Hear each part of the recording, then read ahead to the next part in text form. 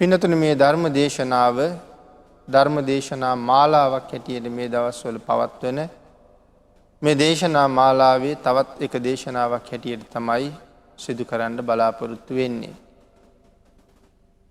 මේ දේශනා මාලාවේදී මහා සිංහනාද සූත්‍රය ඇසුරු කරගෙන තථාගත බල පිළිබඳව තමයි සාකච්ඡා කළේ.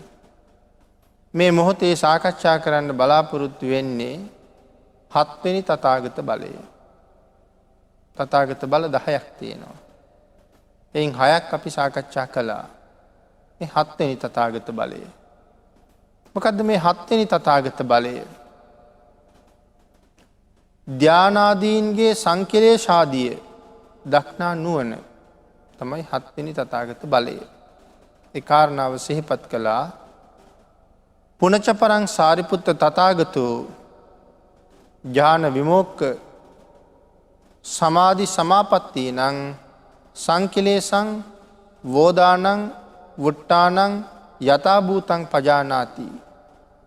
බුදුරජාණන් වහන්සේ ප්‍රථම ධානාදී ධානන්ගේද රූපී රූපානි පස්සති යනාදීන් දේශිත අෂ්ට විමෝක්ෂයන්ගේද සවිතර්ක සවිචාර සමාධියාදී තෙවදෑරුම් සමාධීන්ගේද ප්‍රථම ධාන සමාපත්තියාදී නවවදෑරුම් සමාපත්තීන්ගේද සංකිලේශ වෝදාන වුත්ථාන දන්නා නුවණ තථාගත බලයේ බව එයින් දැක්වේ.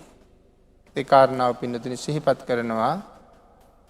මේ ධාන සහ අෂ්ට විමෝක්ෂ කියලා තැන් 8ක් පැහැදිලි කරලා තියෙනවා. ධාන සහ අෂ්ට විමෝක්ෂ කියලා තැන් 8ක් පැහැදිලි කරනවා මේ කාරණාවේදී. සමාධි සහ සමාපatti පිළිබඳව සංකිලේසං වෝදානං බුට්ටානං. මොකද්ද මේ සංකිලේසං කියලා කියන්නේ? සමාධිය කිලිටු වීම. සංකිලේසං කියලා කියන්නේ සමාධිය කිලිටු වීම. ඊළඟට වෝදානං කියලා කිව්වේ සමාධිය පිරිසිදු වීම. වුට්ටානං කියලා කිව්වේ ඒ සමාධියෙන් ඉන්න තැනින් අවදි වීම. කියන කාරණා තුන මෙතන සඳහන් කළා. ඒ කාරණාව ඇත්ත ඇති හැටියටම භාග්‍යතුන් වහන්සේට පේනවා. සමාධිය කිලිටු වීම, සමාධිය පිරිසිදු වීම, සමාධියෙන් අවදි වීම. ඒ කාරණාව වගේම අෂ්ට විමෝක්ෂ කියන මේ කරුණ ඇති හැටියටම වෙනස් විදිහටම මේ මොහොතේ පවතින්නේ කොයි ආකාරයෙන්ද? ඇත්ත ඇති හැටියටම දකින්න භාග්‍යතුන් වහන්සේට ඇති හැකියාව තමයි මෙන්න මේ ධානාදීන්ගේ සංකිලේශාදී දක්නා නුවණ කියලා මෙතන සඳහන් කරන්නේ. ඒ කාරණාවට පැහැදිලි කිරීමක් හැටියට මෙතන සඳහන් කරනවා සමහර කෙනෙක් කර්මස්ථානයක් අරගෙන භාවනාවකට සූදානම් වුණාම ඔහු අරගත්තේ කර්මස්ථානයක් හැටියට කර්මස්ථානයක් නොවෙන්න පුළුවන්. නමුත් ඔහු කර්මස්ථානය කියලා හිතාගෙන ඉන්නවා. තව කෙනෙක් කර්මස්ථානයක් අරගන්නවා. නමුත් ඔහු හිතන්නේ මේක නියම කර්මස්ථානය නෙමෙයි කියලා. මුල් කෙනාට කර්මස්ථානයේ හම්බ වෙලා නැහැ. කර්මස්ථානයක් කියලා හිතාගෙන ඉන්නවා. දෙවෙනි කෙනාට කර්මස්ථානයේ හම්බ වෙලා තියෙනවා. එයා කර්මස්ථානයේ නෙමෙයි කියලා කල්පනා කර ඉන්නවා. තවත් කෙනෙකුට සමාධිය හම්බ වෙලා තියෙනවා. නමුත් ඔහු සමාධිය අඳුරන්නේ නැහැ. තව කෙනෙකුට සමාධිය හම්බ වෙලා නැහැ. ඒ පුජ්‍යලගේ කල්පනාව නමුත් මට සමාධිය තියෙනවා කියලා. ඔහුට සමාධිය නැහැ. ඔහු තියෙනවා කියලා හිතනවා. තව කෙනෙකුට තියෙනවා. ඔහු කල්පනා කරනවා නැහැ කියලා. ඊළඟට සඳහන් කරනවා මොකද්ද මේ සමාධිය? ඉතින් නිසා සඳහන් කරනවා තමන් කර්මස්ථානයක් වඩමින් ඒ කර්මස්ථානයකයි සිතති. අකර්මස්ථානයක් වඩමින් ඒ කර්මස්ථානයකයි සිතති. සමහර විට භාවනාවෙහි යෙදී සිටින අතර ඇතැම්හු නින්දට වැටිති. සමහර අය භාවනා කරන ගමන් සමහර අයට නින්ද යනවා. සෑහෙන වෙලාවක් ඒ ඉරියව්වෙම නින්දෙන් ඉඳලා අවදි වෙනවා. ඒ පුද්ගලයා හිතනවා මම සමාධියකට සමවැදුණා කියලා. නමුත් ඔහු ඉඳලා තියෙන්නේ ඉඳලා තියෙන්නේ නින්දක. ඒ කාරණාව මෙතන පැහැදිලි කරනවා. නින්ද ධානය යයි සිතා ගැනීම ඇතම් කෙනෙක් කල්පනා කරනවා. ඒ නිසා සඳහන් කරනවා ඇතම් සමාධි මේ විදිහට බොහෝ දෙනා රවට්ටනවා කියලා. නින්දට පත් වෙලා සමාධියක් ලැබුවා කියලා, සමාධිගත වුණා කියලා, සමාධි සුවයක් වින්ද කියලා රැවටීමකට ලක් වෙනවා බොහෝ දෙනා. තවත් සමහර වෙලාවට තථාගතයන් වහන්සේ මෙන්න මේ ඒ පුජ්‍යලයන්ගේ මේ ස්වභාවය මනාවම දැක්කා. සමහර අය සමාධියට ඇවිල්ලා නැතුව සමාධියට ආවා කියලා හිතනවා. සමහර අය සමාධියට ඇවිල්ලා ඉන්නවා සමාධිය නැහැ කියලා හිතනවා. සමහර අයට නිින්ද ගියපු නිසා එයා සමාධියට ආවා කියලා කල්පනා කරනවා. නමුත් භාග්‍යතුන් වහන්සේ මෙන්න මේ පුජ්‍යලයාගේ సంతానගතව තියෙන මෙන්න මේ ස්වභාවයන් මනාව හරියටම දැකලා ඒ පුජ්‍යලයා සමාධියට ආවද? ඔහුට සමාධිය තියෙනවද? ඔහුගේ සමාධිය හොඳද? ඔහුගේ සමාධිය පිරිසිදුද? ඔහුට සමාධියෙන් අවදි වෙන්න පුළුවන්ද? කියන කාරණාව බුදුරජාණන් වහන්සේට දකින්න තිබිච්ච හැකියාව තරම් හැකියාවක් මේ ලෝකයේ වෙන කාටවත් තිබෙන්නේ නැහැ කියන කරුණ පැහැදිලි කිරීම තමයි මේ 7 වෙනි තථාගත බලයෙන් සඳහන් කරන්නේ. එතකොට එක එක්කෙනාගේ මේ සමාධීන් පිළිබඳව දැනගන්න බුදුරජාණන් වහන්සේට කොහොම සමාධියක් තියෙන්නේ නැද්ද? බුදුරජාණන් වහන්සේ කොහොම සමාධීන්ට සමවදින්නේ නැද්ද? සඳහන් කරනවා භාග්‍යවතුන් වහන්සේ සමවදින සමාධීන් ප්‍රමාණය කොච්චර වෙනවද? කෝටි ලක්ෂ 24ක් කියලා සඳහන් කරනවා.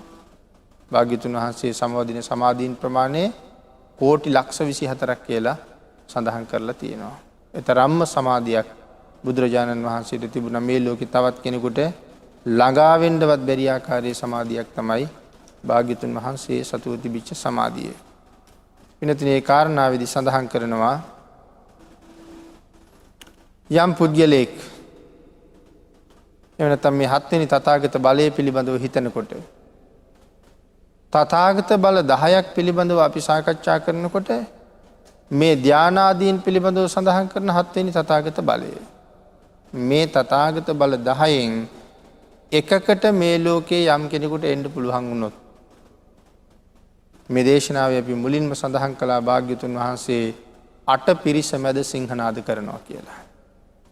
මෙන්න මේ 8 පිරිස මැද සියලු දෙනා අභිභවනය කරන්න පුළුවන් කියලා සඳහන් කරනවා එකකට එන්න පුළුවන් නම් මේ බල 10න් එකකට එන්න පුළුවන් නම් මේ 8 පිරිසටම වඩා ඉහළයි.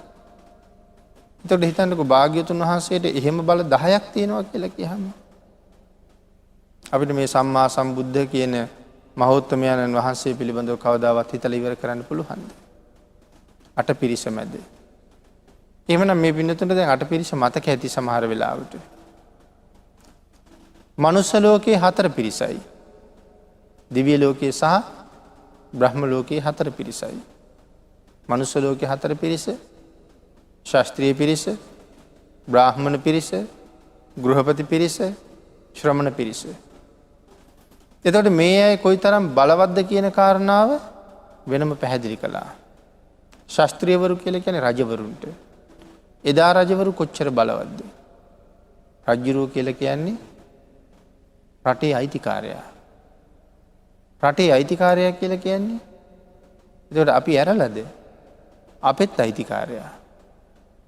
ඒ නිසා රජුරවන්ට ඕන දෙයක් කරන්න පුළුවන්. විරුද්ධව නැගී හිටින්න පුළුවන් අය ඉන්නවද? නෑ. පාලකයන්ට විරුද්ධ වෙන්න පුළුවන් අය ඉන්නවා. නියෝජිතයන්ට විරුද්ධ වෙන්න පුළුවන්. ඒ වුණාට අයිතිකාරයට විරුද්ධ වෙන්න බෑ. එහෙනම් රජු කියන්නේ රටේ අයිතිකාරයා. අතිශයින්ම සාහසිකයි. රජුරු මුණ ගැහෙන්න යන කෙනෙකුගේ අත කපලා ගෙදර යවුවොත් රජුට විරුද්ධව උද්ඝෝෂණ කරන්න කවුරුවත් ලෝකේ නෑ. අත කැපිච්ච බව බාර අරගෙන තමන්ම පාඩුවයි වේදනාවයි විඳගන්න එකයි තියෙන්නේ. ශාස්ත්‍රීය පිරිස කියලා කියන්නේ එහෙම පිරිසක්. නමුත් බුදුරජාණන් වහන්සේ මේ ශාස්ත්‍රීය පිරිසට වඩා ඉහළින් වැඩ ඉන්නේ. බ්‍රාහ්මණ පිරිස කියලා කියන්නේ සියලුම ශිල්ප ඥානයන්ගෙන් පොහොසත් අය. අහවල් දේ බෑ කියලා දෙයක් අහවල් දේ බෑ කියලා දෙයක් නෑ. අද හැටියට සඳහන් කළොත් විද්‍යාඥයෙක් වගේ. හැබැයි අතීතයේ බ්‍රාහ්මණයෙකුට තිබිච්ච අවබෝධයෙන් එක අවබෝධයක් තිබුණා නම් අද කෙනෙකුට එයා මේ පිළිබඳව සකල විද්‍යාවන් පිළිබඳව අවබෝධය ලැබුවා හා සමාන වෙනවා. ඒ තරම් පුදුම දැනුමක්. අද විද්‍යාඥයෝ කියලා කිව්වට එක එක දේවල් වලට එක එක විද්‍යාඥයෝ ඉන්නවනේ. තාරකා විද්‍යාඥයෝ කියහම තාරකා පිළිබඳව විතරයි. භූ විද්‍යාඥයෝ කියලා කියහම මහ පොළොව පිළිබඳව විතරයි. මේ වාගේ එක එක විද්‍යාඥයෝ ඉන්නේ. නමුත් අතීතයේ එක බ්‍රාහ්මණයෙක් ගත්තාම එයා මේ සියලුම දේවල් පිළිබඳව දැනුම තිබුණා. වෙදකම් කරන්න ගියහම කාට හරි වෛද්‍ය කර්මයක් කරන්න ගියොත් සර්වාංගයටම වෙදකම් කරන්න දන්නවා. අද අපි එහෙමයි දකිනවා හුඟ අඩුයි. වෛද්‍යවරයෙක් ළඟට ගියත් ඇස් වලට ප්‍රතිකාර කරන්න එක්කෙනෙක් ඉන්නවා. උගුරට කනට නාසයට ප්‍රතිකාර කරන්න තව කෙනෙක් ඉන්නවා. ශරීරයේ බාහිර රෝග වලට ප්‍රතිකාර කරන්න තව පිරිසක් ඉන්නවා. හෘද රෝග පිළිබඳව තව පිරිසක්. එහෙනම් මේ ශරීරයේ එක එක අංග පිළිබඳව කටයුතු කරන්න එක එක වෛද්‍යවරු වගේ. නමුත් එදා කාලේ බ්‍රාහ්මණයා කියලා කිව්වේ ඒ බ්‍රාහ්මණයෙකුට එහෙම ભેදයක් නැහැ. එයා අවශ්‍ය කුමයටද සකලාංගයටම වෙදකම් කරනවා. පුදුමාකාර දැනුමක් කියලා සඳහන් කළේ ඒකයි. අන්න ඒ දැනුමුත්තන්ට වඩා භාග්‍යතුන් වහන්සේ බොහොම ඉහළයි. ගෘහපති පිරිස කියලා කියන්නේ කෝටි ගණන් ධනෙ තියෙන අය. කෝටි ගණන් කියලා කියන්නේ සීමාවක් නැහැ ඒ ධනස්කන්ධය. සඳහන් කරනවා ඇතැම් සිටුවරු ගාවට රජුරු කෝටියක් විතර ජනගහනය අරගෙන ගියාම මාස ගාණක් කණ්ඩ දෙනවා කියලා. කෝටි ගාණකට මාස ගාණක් කණ්ඩ දෙනවා කියලා. ඒ වාගේ ධනපතියෝ අමිල වස්තුවක් මිල කරන්න බැරි සීමාව හොයන්න බැරි වස්තුවක් ඒගොල්ලෝ සතුව තිබුණේ. නමුත් බුදුරජාණන් වහන්සේ එවන් ධනපතීන්ට වඩා බොහොම ඉහළයි. ඊළඟට ශ්‍රමණ පිරිස. කවුද මේ ශ්‍රමණ පිරිස කියලා කියන්නේ? ඒත් පුදුම දැනුමක් තිබිච්ච වෙනත් පුදුම ආධ්‍යාත්මික බලයක් තිබිච්ච අය. බොහෝ අය පංච අභිඥා අෂ්ට සමාපatti උපදවාගෙන හිටපු අය. අහසින් යනවා, පොළොව යටින් යනවා, පර්වත මැද්දෙන් යනවා. මේ වගේ පුදුම හැකියාවල් තිබිච්ච මේ ශ්‍රමණ පිරිස. මෙන්න මේ පිරිස තමයි මනුස්ස ලෝකයේ හතර පිරිස. බුදුරජාණන් වහන්සේ ඒ හතර පිරිස පොළොව කරලා ඒ මත හිටගෙනයි ඉන්නේ. එතකොට දිව්‍ය ලෝකයේ සහ බ්‍රහ්ම ලෝකයේ හතර පිරිස. දිව්‍ය ලෝකයේ පළවෙනි පිරිස චාතුම් මහරජික පිරිස. එසේ මෙසේ බලයක් තියෙනයිද මේ චාතුම් මහරජික දෙවිවරු කියලා කියන්නේ? නැත්නම් අපි සතරවරන් දෙවියෝ කියලා කියන්නේ? කොයිතරම් බලයක් තියෙන අයද? එක රජ කෙනෙක් යටතේ පාලනය වෙන යටත් වැසියෝ ප්‍රමාණය සඳහන් කරනවා කෝටි ලක්ෂයක් කියලා. මේ හතර දෙනාගෙන් එක්කෙනෙක් යටතේ පාලනය වෙනවා කෝටි ලක්ෂයක්. එතකොට හතර දෙනා යටතේ පාලනය වෙනවා කෝටි ලක්ෂ 4ක්. එතකොට මේ අය මෙච්චර පිරිසක් පාලනය කරන්න කොයි තරම් ප්‍රබල වෙන්න ඕනේද? තාම ප්‍රබලයි. දැනුමේ සීමාවක් නැහැ. දහම් දැනුම ඒ සීමාවකුත් නැහැ. පිරිත් පොතේ තියෙනවා ආටානාටිය කියලා සූත්‍රයක්. හැමෝම දන්නවා ආටානාටිය. පිරිත් පොතේ අගහරියම තියෙන්නේ. මේ ආටානාටිය කවුද දේශනා කළේ? අපේ අහලා තියෙනව නේද? ආටානාටිය සූත්‍රය දේශනා කළේ කවුද කියලා? බුදුරජාණන් වහන්සේ ගිජුකුළු පවුවේ වැඩ ඉන්න කාලේ මෙන්න මේ වෛශ්‍රවණ කියන දිව්‍ය රාජයා තමයි මේ ආටානාටිය දේශනා කරන්නේ. එතකොට හිතන්න ලෞතුරා බුදුරජාණන් වහන්සේ ළඟ දේශනාවක් කරන්න එයා කොච්චර පින්වන්තද කියලා. මේ දේශනාව බුදුරජාණන් වහන්සේ වෙනස් කෙරුවද? නෑ. ඇලපිල්ලක්වත් වෙනස් කළේ නෑ. එහෙම්මම දිව්‍ය රාජයා කියන දේශනාව භාග්‍යතුන් වහන්සේ ශ්‍රවණය කරමින් වැඩ හිටියා. උදෑසන භික්ෂූන් වහන්සේලාට ආමන්ත්‍රණය කරලා ඊයේ රාත්‍රියේ දිව්‍ය රාජයා භාග්‍යතුන් වහන්සේට දේශනා කරලා ගියපු සූත්‍රය භාග්‍යතුන් වහන්සේ භික්ෂූන් වහන්සේලාට දේශනා කෙරුවා. ඒ නිසා තමයි මේ ආටානාටි සූත්‍රයේට බණවර දෙකක් ඉන්නේ. දෙවියන් විසින් සඳහන් කරපු කොටසයි නැවත ඒ කොටසම භාග්‍යතුන් වහන්සේ භික්ෂුන් වහන්සේලාට දේශනා කරපු කොටසයි. කොටස් දෙකක් බවට පත් වෙනවා. එතකොට මේ දිව්‍ය පුත්‍රයා මේ තරම් ප්‍රබලයි. එක්කෙනෙක් නෙමෙයි මේ හතර දෙනාම එහෙමයි. ඊළඟට සඳහන් කරනවා තවුතිසා වැසි පිරිස කියලා. කවුද මේ තවුතිසා වැසි පිරිස? තාවතින්සේ. ශක්‍ර දේවේන්ද්‍රයන් වහන්සේ වැඩ ඉන්නේ දිව්‍ය ලෝකේ. ශක් දෙවිඳු සමග 33ක් දෙවිවරු 32ක් දෙවිවරු මෙහි වැඩ ඉන්නවා. ඒ පුදුම ප්‍රතාපයි. රජවරුනේ ඔක්කොම 33 දෙනාම රජවරු. එතකොට ඒ රජවරු යටතේ පාලනය වෙන පිරිස කොච්චර ඇද්ද? ශක්‍ර දේවේන්ද්‍රයන් වහන්සේට විතරක් පරිවාර දිව්‍යාංගනාව කෝටි 2කමාරක් ඉන්නවා කියලා සඳහන් වෙනවා. එතකොට අනිත් දෙවිවරුන්ටත් යටත් පිරිසෙන් කෝටි 2වත් හිටියානම් 33 දෙනෙකුට එහෙම හිටියා මොනතරම් ප්‍රමාණයක් තවතිසා වැසි දෙවියෝම වෙනවද? ආන් ඒ දෙවියන්ට වඩා භාග්‍යතුන් වහන්සේ ඉහළින් වැඩ ඉන්නවා සියලුම දෙවිවරු බුදුරජාණන් වහන්සේට යටත්. ඊළඟට මාර පිරිස පරිනිම්මිත වසවර්තී ජීවත් වෙන අය 6 වෙනි දිව්‍ය ලෝකේ. ඊටාම බල සම්පන්නයි. නමුත් භාග්‍යතුන් වහන්සේට යටත්. 4 වෙනි පිරිස බ්‍රහ්ම පිරිස. බ්‍රහ්ම ලෝක කීයක් තියෙනවද එතකොට? බ්‍රහ්ම ලෝක 16යි. රූප සහිත බ්‍රහ්ම ලෝක 16යි. රූප රහිත බ්‍රහ්ම ලෝක 4යි. ඔක්කොම බ්‍රහ්ම ලෝක 20යි. මේ බ්‍රහ්ම ලෝක 20 පල්ලහැම තලයේ ප්‍රථම ධාන තලයේ තියෙන බ්‍රහ්ම ලෝක 3ක්. ඒ ප්‍රථම ධාන තලයේ තියෙන බ්‍රහ්ම ලෝක 3 තමයි මේ මහා බ්‍රහ්මය කියන එක තියෙන්නේ. අපි කියන්නේ මහ බඹු කියලා. මහ බඹු වැඩ ඉන්නේ එහෙ. මේ මහ බඹුට කොයිතරම් බලයක් තියෙනවද? සඳහන් කරනවා බල පරාක්‍රමය නම් අසීමාන්තිකයි. සක්වලක් කියන ප්‍රමාණය අපේ අය අහලා තියෙනවා. කොච්චරද මේ සක්වලක් කියලා කියන්නේ? සක්වලක් කියලා කියන්නේ ලෝක 31ක්. බ්‍රහ්ම ලෝක 20යි. දිව්‍ය ලෝක 6යි. අපායවල 4යි. මනුෂ්‍ය ලෝක 1යි. මේ තමයි සක්වල.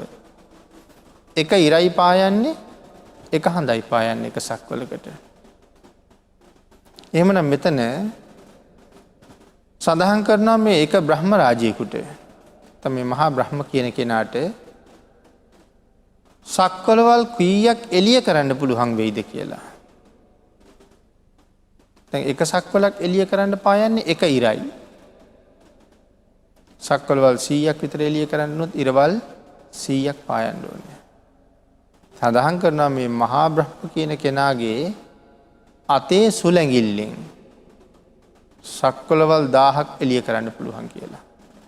ඒ කියන්නේ ඉරවල් 1000ක එළිය සපයන ප්‍රදේශය මහා බ්‍රහ්මයාගේ සුලැඟිල්ලෙන් ආලෝකමත් කරයි. සුලැඟිල්ලෙන් විහිදෙන ආලෝකය එහෙමනම් මුළු ශරීරයේම විහිදෙන කාන්තිය කොහොම වෙන්න ඉපාද? සක්වලවල් 1000ක චුති උප්පත්තීන් පේනවා කියලා සඳහන් කරනවා. මේ සක්වලවල් 1000 මරණ සත්තුත් උපදින සත්තුත් මනාවම උන්වහන්සේට පේනවා. මේ ප්‍රථම ධාන තලයේ පල්ලහැ මට්ටමේ තියෙන බඹ තලයක ඉන්න කෙනෙකුගේ ආශ්චර්යය. ඉතින් මේ 3 වෙනි බඹලව නම් තවත් 17ක් උඩට යනකොට ඉහළ කට්ටියගේ තත්ත්වය කොහොම ඇද්ද? අන්න ඒ පිරිස බුදුරජාණන් වහන්සේ පාගලා ඉන්නේ. මනුෂ්‍ය ලෝකයේ 4 පිරිසයි, දිව්‍ය ලෝකයේ සහ බ්‍රහ්ම ලෝකයේ 4 පිරිසයි පොළව කරලා භාග්‍යතුන් වහන්සේ ඒ මත හිටගෙන ඉන්නවා. අන් එකයි සඳහන් කරේ 8 පිරිස මත උන්වහන්සේ හිටගත්තා කියලා.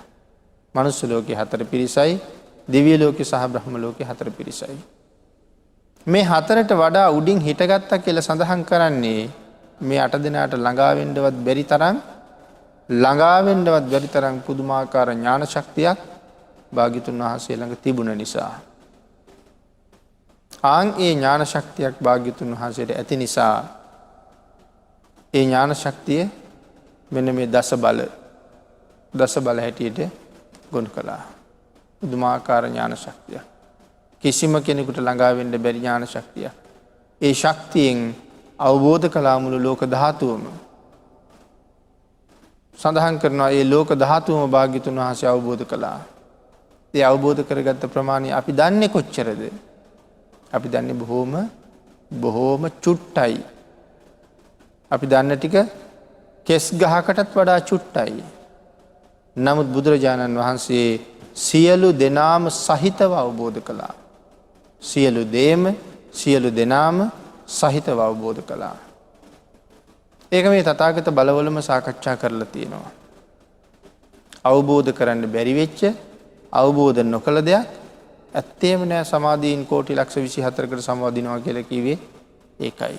කෝටි ලක්ෂ 24ක් සමාධීන් කියලා සඳහන් කරාම කරුණ හරියට අවබෝධ කරන්න කල්පනා කරන පුජ්‍යලයට නම් ඒක හිතාගන්න බැරුව යන කොහොමද සමාධීන් කෝටි ලක්ෂ 24කට සමවදින්නේ කියන කාරණාවම පවා. ඒ තුලිනුයි ලෝකය අවබෝධ කළේ. මෙන්න මේ ලෝකේ මෙන්න මේක මම දන්නේ නැහැ කියලා කියන දෙයක් බුදුරජාණන් වහන්සේට නැහැ. මේක නොදන්නවා කියන දෙයක් නැහැ. සියලුම දේවල් දන්නවා.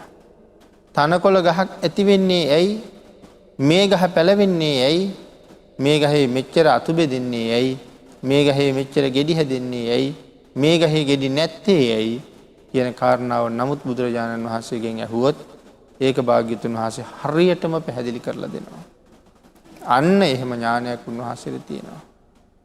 යම් අඹෑටයක් පෙන්නලා නැත්නම් යම් වෙරළු ඇටයක් පෙන්නලා ඇහුවොත් ස්වාමීනි මේ වෙරළු ඇටේ පැලවෙලා ලොකු ගහක් වෙලා ගෙඩි හැදෙන්න පටන් ගත්ත දවසේ ඉඳලා වෙරළු ගහ මැරිලා යනකම් වෙරළු ගෙඩි කීයක් මේකේ හැදෙනවද කියලා ඇහුවොත් අහපු ගමම්ම උත්තරේ හම්බ වෙනවා. ඒකට වඩා එක ගෙඩියක්වත් වැඩියෙන් හැදෙයිද? එක ගෙඩියක්වත් වැඩියෙන් හැදෙන්නෙත් නෑ. එක ගෙඩියක්වත් අඩුවෙන් හැදෙන්නෙත් නෑ. මෙහෙම උත්තර දෙන්න තියෙන පුදුමාකාර බලයක්, පුදුමාකාර ශක්තියක්. මේ තථාගත බලවල ඒ කරුණු පැහැදිලි කරනවා.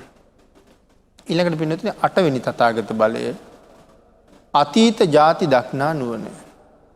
සත්‍යයන්ගේ අතීත ಜಾති පිළිබඳව දකින පුදුම නුවණක් බුදුරජාණන් වහන්සේට තිබුණා.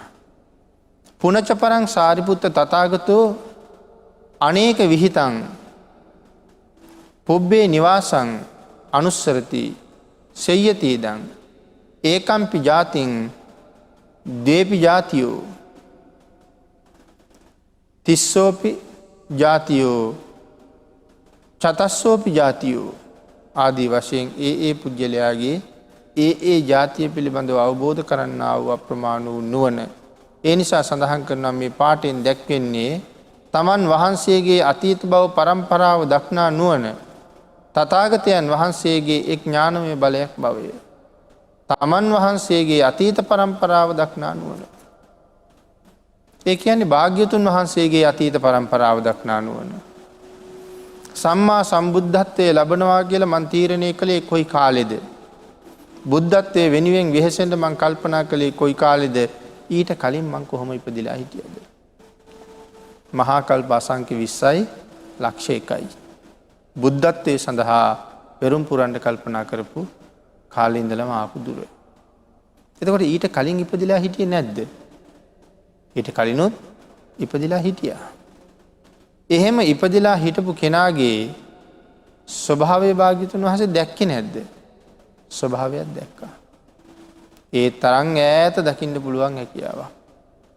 ඒ කාරණාව පිළිතුරු සඳහන් කරනවා මේ එක එක්කෙනාට දකින්න පුළුවන් දුර සංසාරي. අපි බුදුරජාණන් වහන්සේ ගාවට සංසාරේ ඈත දැක්ක කෙනා කවුද? බුදුරජාණන් වහන්සේ ගාවට ඈත දකින්න පුළුවන්ව හිටපු කෙනා සරියුත් මහ රහතන් වහන්සේද? සරියුත් මහ රහතන් වහන්සේ නෙමෙයි. මුගලන් මහ රහතන් වහන්සේත් නෙමෙයි. එහෙනම් කවුද දෙයියනේ මෙතෙන්ට යන්න හිටපු කෙනා? අග්‍ර ශ්‍රාවකයන් වහන්සේටවත් බැරි වුණා නම් එතෙන්ට යන්න පුළුවන් උනේ යශෝදරා දේවින් වහන්සේට විතරයි. මෙන්න මේ සඳහන් කරනවා මේ මහා කල්ප අසංඛ්‍ය 20යි ලක්ෂ 1ක් සංසාරේ ආපු ගමන පිළිබඳවම කියනවා කියලා.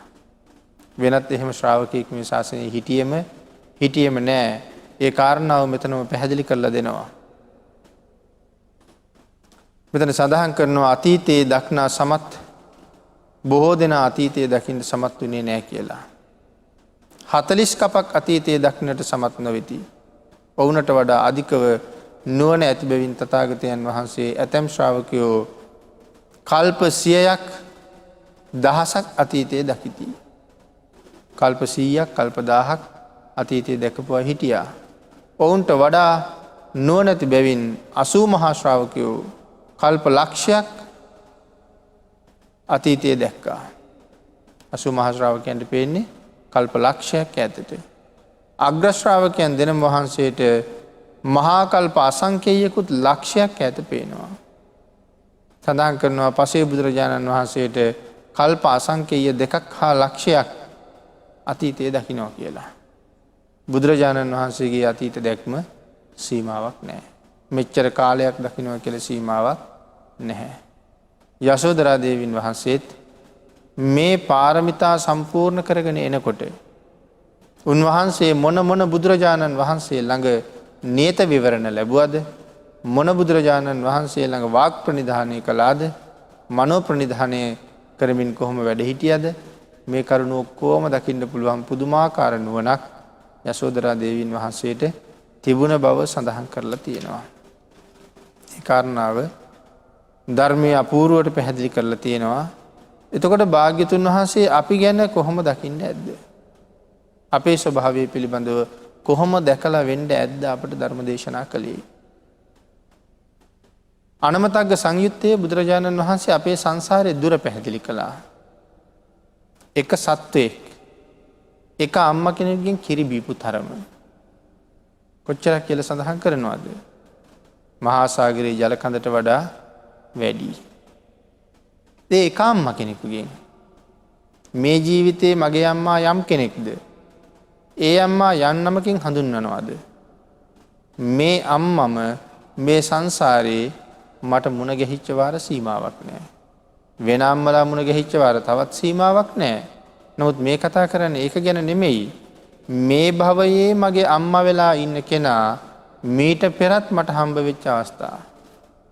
ආන් ඒ හම්බ වෙච්ච අවස්ථාවන් වල මා ඇගෙන් උරා බීපු කිරි ප්‍රමාණය මේ මහා සාගර ජලයට වඩා වැඩි.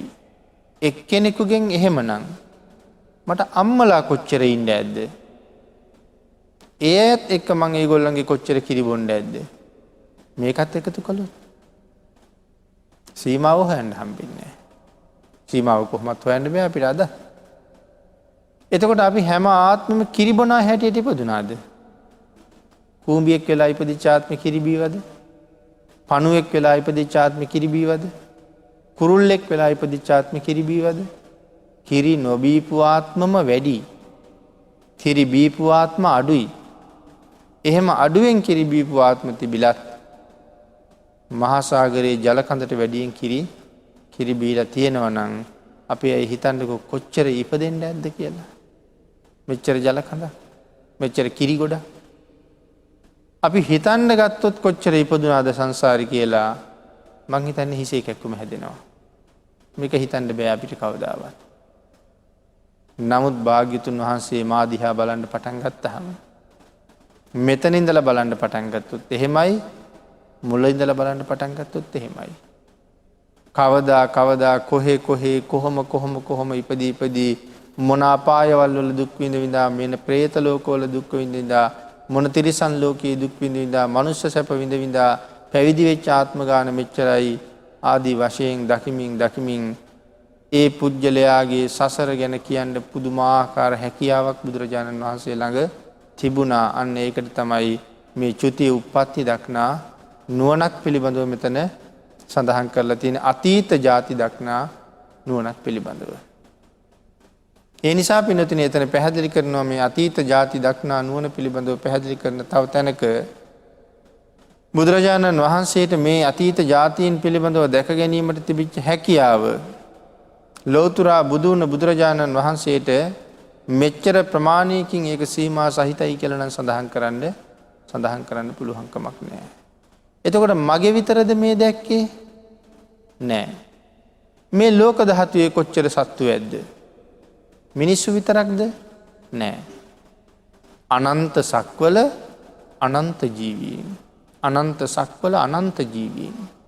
ඒ සියලුම සත්තු ගැන කියනවා.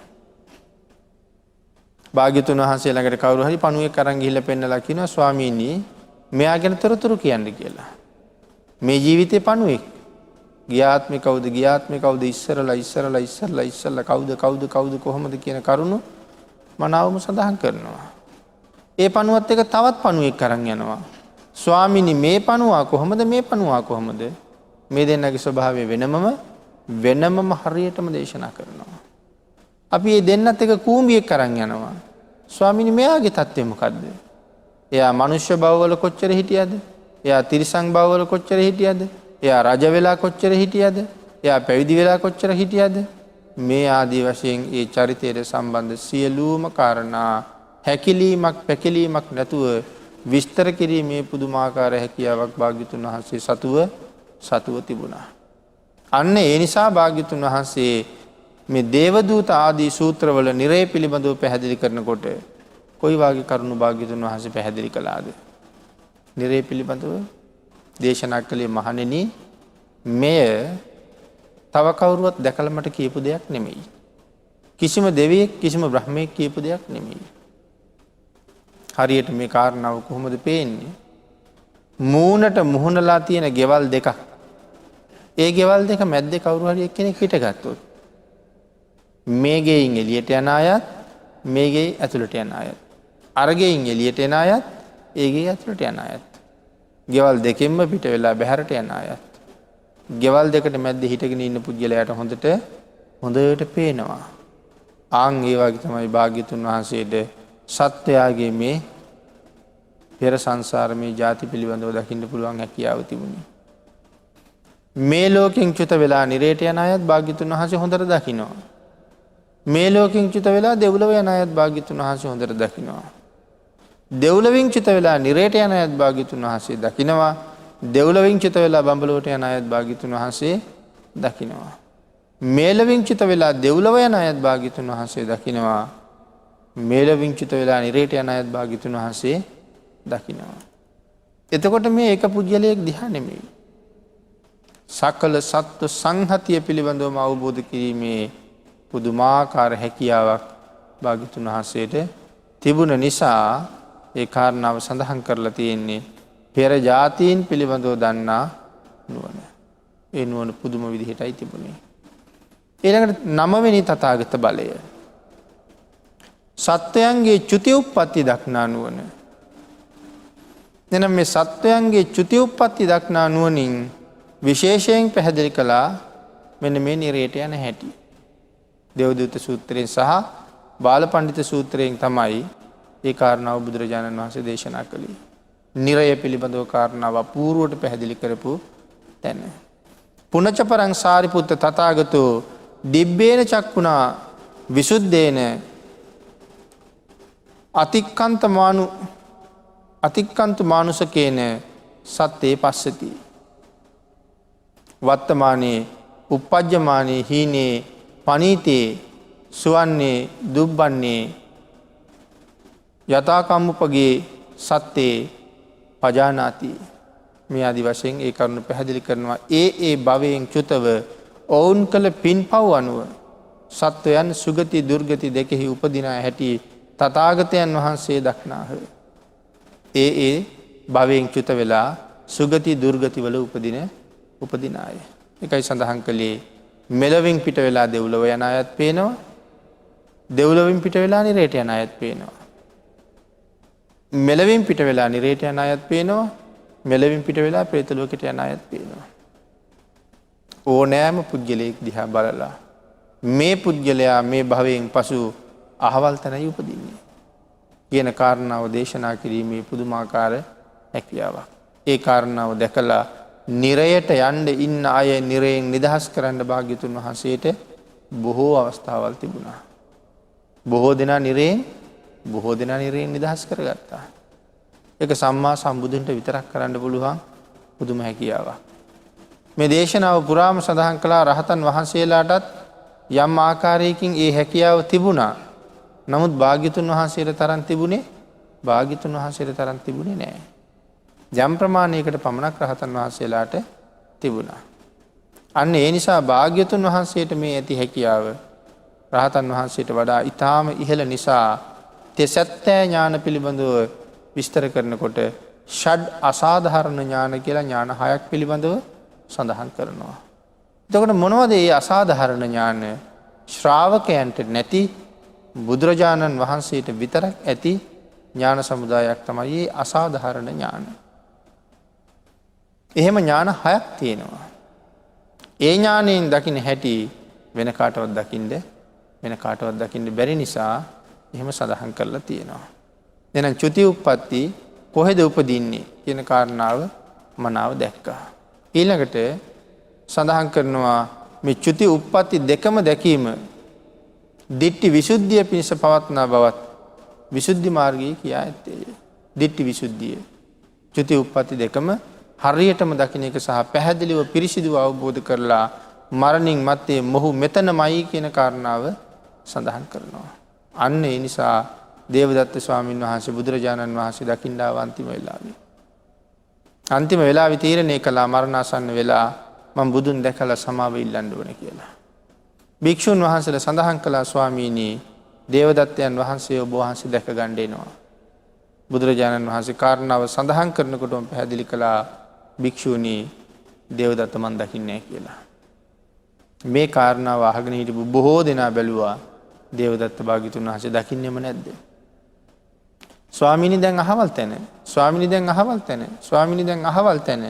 ස්වාමීනි දැන් ජේතවනාරාමේ ගේට්ටුව ගාව.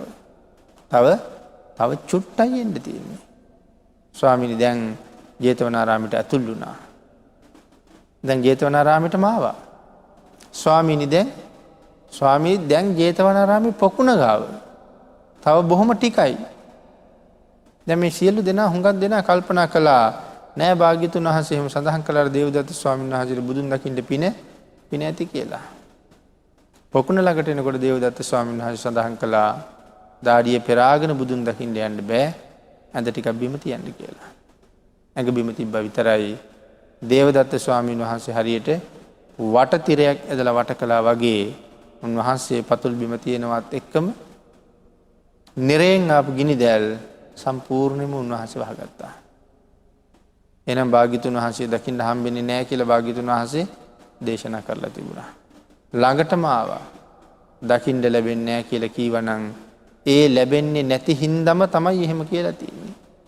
කොහොම නෙමෙයි ජේතවනාරාමේ දොරකඩට ආවා කියලා කිව්වත් දකින්න හම්බෙන්නේ නැහැ කියලා තිබ්බනම් හම්බ වෙන්නෙම නැහැ. ඒ වෙලාවේ නම් නිරයට ඇදගෙන යන වෙලාවේ නම් සඳහන් කළා ස්වාමීනි මම ඔබ වහන්සේ සරණ යනවා කියලා. නමුත් එහෙම සරණ යන්න බෑ. සරණ බිඳිච්ච නිසා නිරේ වැටිලා අද මේ මොහොත වෙනකොටත් අප්‍රමාණ දුක් විඳිනවා. පින් ඇති කෙනෙක් නෙමෙයිද මේ? ඔබ වගේ මා වගේ පින්වන්තයෙක් නෙමෙයි. එහෙනම් සරියුත් මහරහතන් වහන්සේටත් වඩා පුණ්‍යවන්තයෙක් තමයි ඔය දැන් නිරේ ඉන්නේ. සරියුත් මහරහතන් වහන්සේ මහා කල්ප අසංකේයිකුත් ලක්ෂයක් පාරමිතා පිරුවා. දේවදත්ත ස්වාමීන් වහන්සේ කොච්චර පෙරම් පිරුවද? මහා කල්ප අසංකේ 2.1 සරියුත් මහරහතන් වහන්සේ වගේ තවත් ගුණයක් පෙරම් පුරලා ඉන්නේ. ඒ තරම් පෙරම් පුරලත් නිරේ. අජාසත් රජුරු සරියුත් මහරහතන් වහන්සේට වඩා පෙරම් පිරුවා. මුගලන් මහරහතන් වහන්සේට වඩා පෙරම් පුරුවා. ඒත් මහා කල්ප අසංකේ 2.1 පෙරම් පුරලා ඉන්නේ මොකටද? සංසාරේ කවදා හරි දවසක ඈතර යන්නේ පසේ බුද්ධත්වයේ ලැබලමයි. මේ දෙන්නම පසේ බුදු වෙනවා. එක්කෙනෙක් විජිතාවි නමින් පසේ බුදු වෙනවා. මේ ආදි වශයෙන් බුද්ධත්වයේ ලැබලා සසරින් ඈතර යන්න තරම් පින් තියෙන උතුම් අය දේවදත්ත ස්වාමීන් වහන්සේට වඩා බොහොම කලින් අජාසත් රජුරු පසේ බුදු බව ලබයි. හේතුව දේවදත්ත ස්වාමීන් වහන්සේ වැඩ ඉන්නේ අවීචී දුක් විඳින්නේ අවීචී. අජාසත් රජුරු අවීචීට ගියේ නෑ. ඇයි අජාසත් රජුරු අවීචීට නොගියේ? බොහෝ පින් කරලා අවීචීට යන එක මග ඇරලා අජාසත් රජුරු ලෝකුඹ නිරේ තමයි මේ වෙනකොට පැහැෙන්නේ. අවුරුදු කීයද. අවීචය නම් අසංකේයයක් විතර අප්‍රමාණ ආවිෂය. අසංකේයයක් ආවිෂයයි. ලෝකමුනිරේ අවුරුදු 60,000ක් ආවිෂයයි. අසංකේයයත් සමාන වෙනකොට 60,000 ඉතාම සුළු කාලයක්. අවීචී අන්තර්කල්පයක් අවශ්‍යයි. අන්තර්කල්පයයි කියන අසංඛ්‍ය කොච්චරද? 86,40,000. අසංඛ්‍යයක් නෙමෙයි අසංඛ්‍ය 86,40,000ක් මනුස්ස වර්ෂය. ඉතින් භාග්‍යතුන් වහන්සේගේ මේ චුති උප්පත්ති දකින්න තිබිච්ච නුවණ එතන පැහැදිලි කරනවා 9 වෙනි තථාගත බලය. ධර්ම දේශනාවට තියෙන කාලය නිමා වෙලා නිසා 10 වෙනි තථාගත බලය සාකච්ඡා කරන්න තව ඉතුරු වෙලා තියෙද්දි අපි අද ධර්ම දේශනාව නිමා කරමු. ඊළඟ තථාගත බලය ඊළඟ දවසක සාකච්ඡා කරන්න ඉඩ තියලා.